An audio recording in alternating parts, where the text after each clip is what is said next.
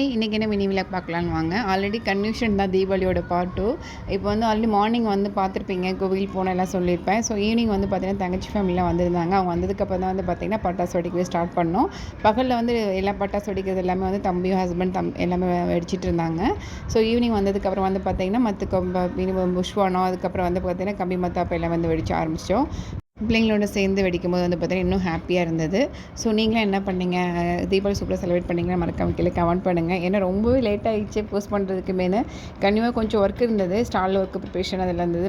மறுபடியும் வந்து பார்த்தீங்கன்னா கொஞ்சம் பர்ச்சேசிங்லாம் இருந்தது. அதனால் வந்து பார்த்தீங்கன்னா போடாமல் போஸ்ட் பண்ண முடியல.